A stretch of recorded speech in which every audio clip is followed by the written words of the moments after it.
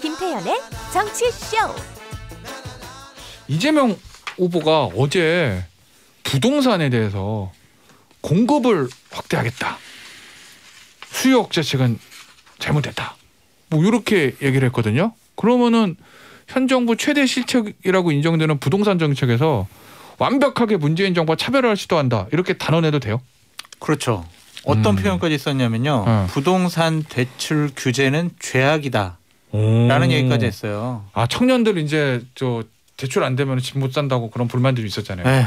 그러니까 이거는 부동산 문제 관련해서는 문재인 정권은 잘못했어 라고 규정을 하는 거 아니겠습니까? 네.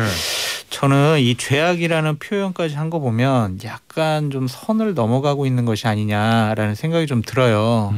이 부분에 대해서 되게 민감하게 이제 민주당의 핵심 지지층이나 문재인 대통령을 옹호하는 의원들이나 청와대 반응이 전 되게 궁금한데 네. 아직까지도 뭐 대통령께서는 죄송하다고는 했지만 본인들이 지금 추진하고 있는 부동산 정책의 방향성은 맞다라고 지속적으로 얘기하고 있잖아요. 그런데 이것 자체를 죄악시했으면 이것은 정말 진정하게 차별화를 본격적으로 하겠다는 신호탄이 아니냐라는 생각이 듭니다. 이재명 후보 입장에서는 그런 것 같아요. 지금까지 계속 이러자니 저렇고 저러자니 이렇고가 있었잖아요. 그 핵심 지지층이라든지 이쪽에 대해 가지고. 근데 이제는 더 이상 그럴 수가 없다. 치고 나갈 수밖에 없다. 완전 차별화로. 내가 치고 나가면은 따라와 줄 것이다. 조금 불만이 있더라도 내가 치고 나가가지고 윤석열하고 이제 비등비등하게 싸우는 모습을 보면은 붙을 것이지 내가 계승합니다라고 해서 나를 좋아할 게 아니다. 그건 뭐 나쁘지 않은 판단이라고 봐요. 저라도 그런 쪽으로 이제 조언을 할 것 같은데, 근데 문제는 이제 방향성의 문제인 거죠.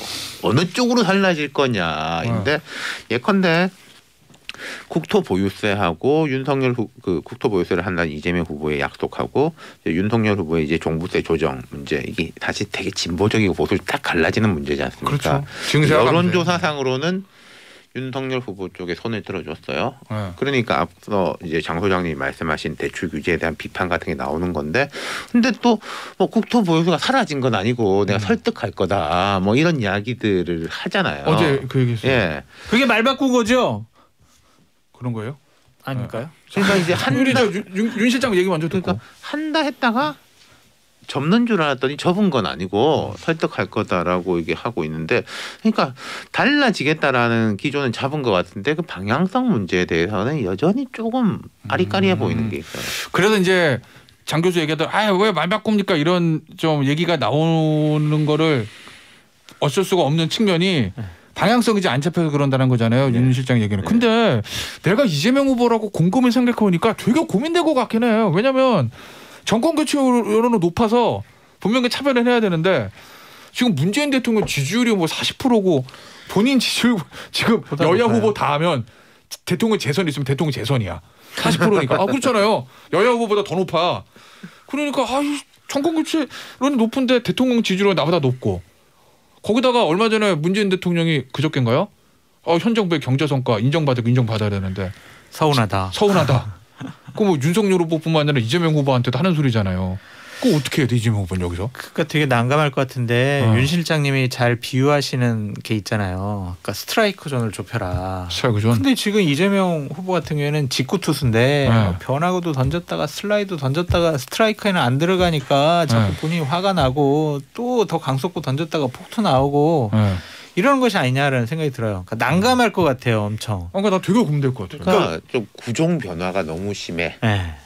아까 재난지원금이나 국토부에서도 자꾸 바꾸는 게 구종 변화가 있다 이렇게 보시는 거구나. 너무 좀 과하다. 이랬다 저랬다 하는 거 보니까 너무 이게 좀 갈팡질팡해 보인다라는 생각이 들어요. 있어요. 이재명 후보, 윤석열 후보 비교해 보면은 후보의 어떤 순발력, 유연성 이런 건 이재명 후보가 앞서죠. 그게 이제 탁월하죠. 분명히 강점이에요. 근데 그게 너무 과하게 나타난다. 아까 제가 구종 변화가 심하다라고 했던 게 막 뭐 7개, 8가지를 던져버리니까. 그 이유를 3부에서 이제 선대위 할 때 좀 말씀을 드리겠지만 지금 이재명의 민주당, 이재명의 선대위의 가장 큰 맹점이 지금 나타나고 있다라고 말씀을 드립니다. 그러면 그 맹점이 뭔지 이재명 후보가 그러면 문재인 대통령과 차별하냐 계승이냐 여기서 어떻게 해야 되는지 그거는 잠시 쉬었다가 뉴스 듣고요. 3부 오늘 확대 편성이에요. 김태현의 정치쇼. 그렇다면 어떻게 해결할 것이냐? 그러니까 해결책 비단 주머니 풀어. 저는 두 가지로 저는 말씀드리고 싶은데 하나는 아직도 총괄선대위원장이 없어요. 선대위 중심이 없습니다. 좀 이따 할 건데 그 얘기. 네. 그러니까 그거를 빨리 어떻게 해결할 것이냐. 이재명의 선대위는 말도 안 돼요. 후보가 그 부담감을 온전히 맨몸으로 받아들이면 안 됩니다. 여과 장치가 없어요. 그리고 저는 중심도 잡아줘야 되고. 이재명 후보 참 열심히 하고 진짜 개인기로 그나마 이까지 온 것도 있어요. 지금 보면. 근데 이제 그 당 주위분들한테 좀 쓴소리를 하고 싶은 게 지금 이제 민주당을 보면 되게 이상한 장면이 나오고 있는 게 자 당원 게시판이 폐쇄가 됐다가 뭐 실명제 어쩌고 그러고 있어요. 그리고 그 시사평론가 김용민 씨가 의원들 SNS 활동해가지고 뭐 점수 매가 등수 매긴다. 양 방향에서 다 안 좋은 거예요.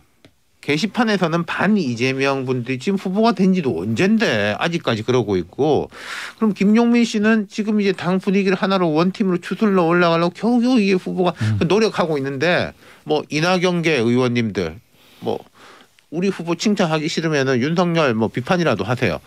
그건 저해하는 거잖아요. 그런 부분을. 이건 후보가 저기 나서서 할 게 아니라 거기에 있는 의원들 지금 원팀이라고 하는데 예를 들어서 윤건영 의원이 정무실장 되고 그랬잖아요. 저는 윤건영 의원이라든지 오영훈 비서실장, 이낙연 후보 캠프 출신 그런 분들이 당원 게시판 문제 같은 건 좀 풀어줘야 된다.